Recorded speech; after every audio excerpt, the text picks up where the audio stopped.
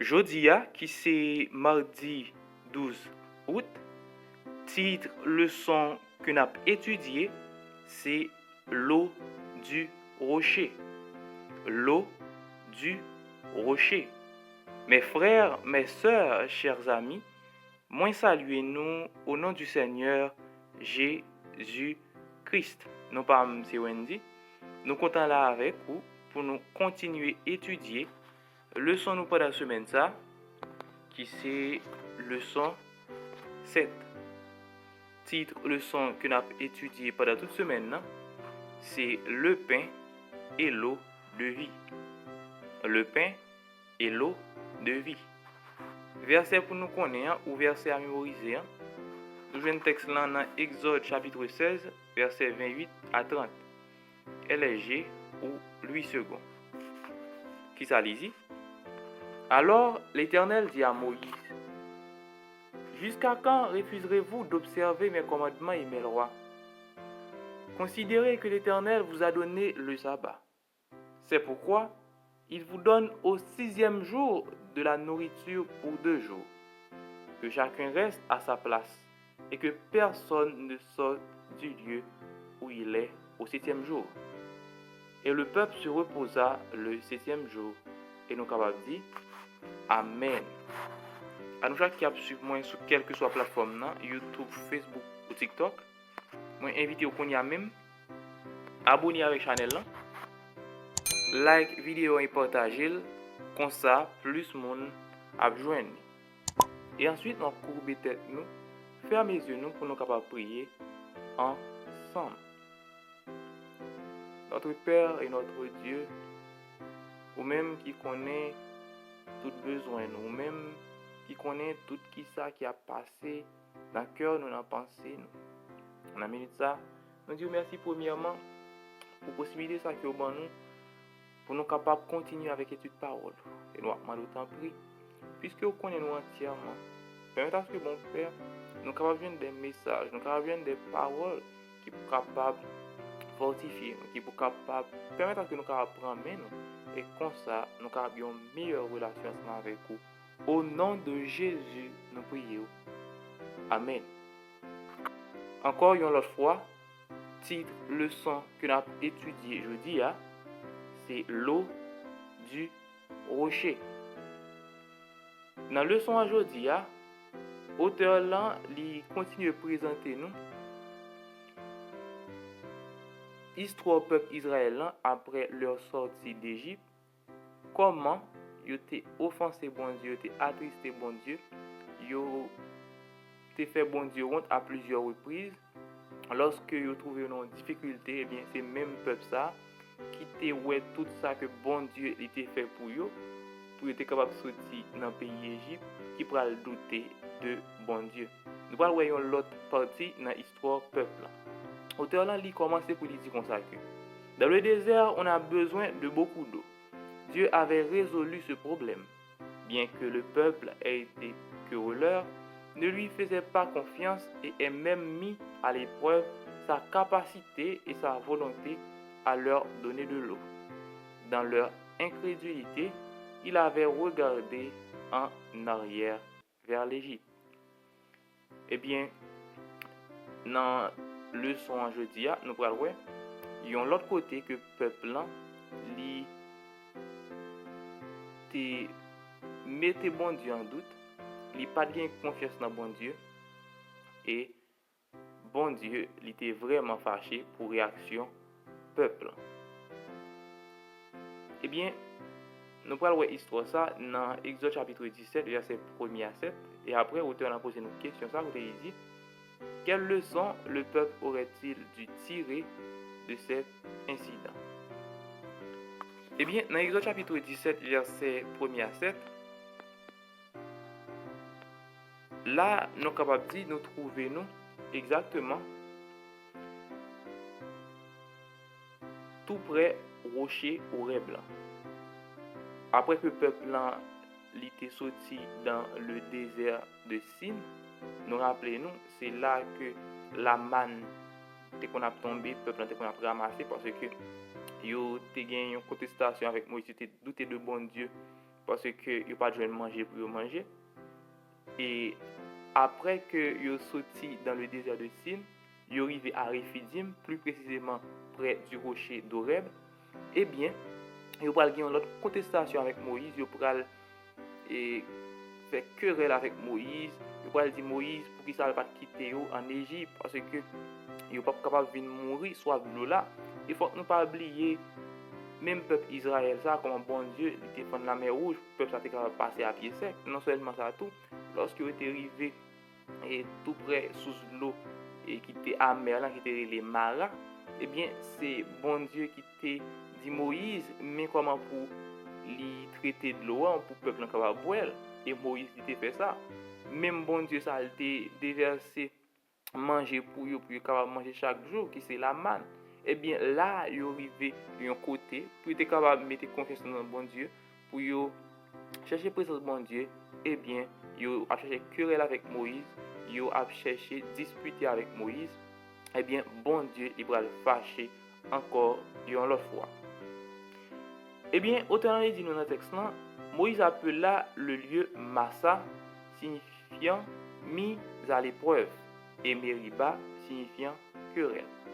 Eh bien, nous capable voir et dans l'endroit ça que tu trouvé qui c'est le rocher d'Oreb, eh bien Moïse t'a pral balpoté yon nom qui c'est Meriba et Massa ou Massa et Meriba.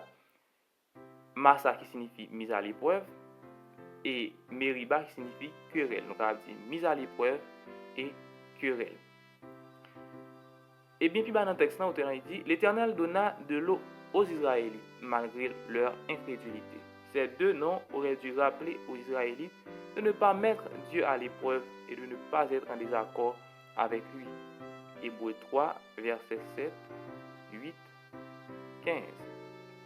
Eh bien, nous sommes capables de voir que le peuple Israël, après que tu as querellé avec Moïse, eh bien, les Moïse ouais ça, eh bien, Moïse est obligé invoquer bon Dieu, il est obligé demander bon Dieu qui ça pour lui capable faire.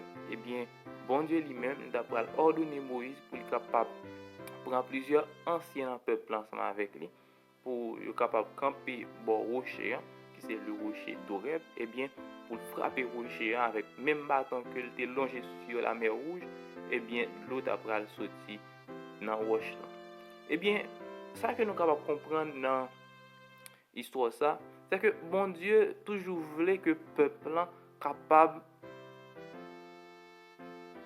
gagner confiance dans lui-même.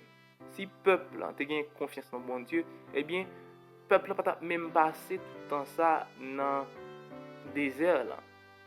Il t'a bien rentré dans Canaan dans la terre promise longtemps ça. Mais malheureusement, yo toujours douté, yo toujours gagné une peur à caillou. Eh bien c'est ça qui fait que le peuple là il pral continuer à passer misère, bon, à plusieurs reprises encore, il pral continuer à douter de bon Dieu et c'est vraiment une belle expérience qui est capable d'apprendre nous en pile leçon jeudi. Et il y a un commentaire que l'auteur a présenté nous joignons dans le livre ça qui c'est Patriarche et Prophète, page 258, qui est écrit par la sœur Ellen G. White, qui a dit Moïse avait frappé le rocher, mais c'était le Fils de Dieu qui, près de lui, bien que voilé par la colonne de nuée, on avait fait jaillir des eaux vivifiantes. Moïse et les anciens ainsi que toute la congrégation qui se tenait à distance contemplèrent la gloire de Dieu sans se douter que si la nuée s'était retirée, l'éclat foudroyant de celui qu'elle enveloppait les eût frappés à mort. Eh bien, non seulement bon Dieu était parmi eux, il était présenté sur une colonne de nuée, et dans la colonne de nuée, ça c'est bon Dieu même qui était là-dedans. Et puis, c'est Jésus même, c'est bon Dieu même qui était campé contre Moïse pour être capable de faire wash ça, libérer l'eau. Parce que personne n'est pas capable d'accomplir un miracle comme ça pour faire une source d'eau sortir dans un wash et surtout encore dans un désert. Et nous sommes capables de voir que bon Dieu était manifesté puissance pour le peuple est capable vraiment connaître qui est et mettre confiance dans lui-même. Et nous capable voir que autant là dit dans le texte que l'eau li représenter 60% dans corps nous. C'est-à-dire corps nous toutes cellules, tout organe qui dans corps nous, yo tout fonctionner avec l'eau, tout gagner de l'eau là, on a besoin de l'eau pour fonctionner. Eh bien, ça qui est plus important, bon Dieu, il est capable de bailler peuple. Mais malheureusement, malgré toute manifestation de puissance que bon Dieu il fait devant le peuple, eh bien, peuple, il a toujours une difficulté pour être capable de mettre confiance dans bon Dieu. Lorsque vous avez problème, lorsque vous avez tourment, eh bien, vous courez, vous appelez, vous perdez espoir. Eh bien, c'est ça qui te compte toujours fait bon Dieu fâché, fait bon Dieu lui-même lui décourager avec peuple. Et puis dans le texte, nous sommes capables de voir que l'apôtre Paul lui était attiré attention sur rocher ça et que Moïse était frappé et qui était bail peuple de l'eau pour capable boire, lui représenter rocher ça tant que Christ. Dans 1 Corinthiens 10 verset 4, il dit rappelle aux croyants que l'expérience des Israélites dans le désert était unique. Christ lui-même non seulement les guidait, mais leur fournissait de l'eau. Et nous avons une histoire ça tout. Et Asaph, qui c'est un chantre, lui présente nous l'histoire du peuple israélien dans Psaume 78, nous capables de lire. Et puis il dit, ils répondaient à leurs autres besoins spirituels et physiques. Paul proclama, ce rocher était Christ.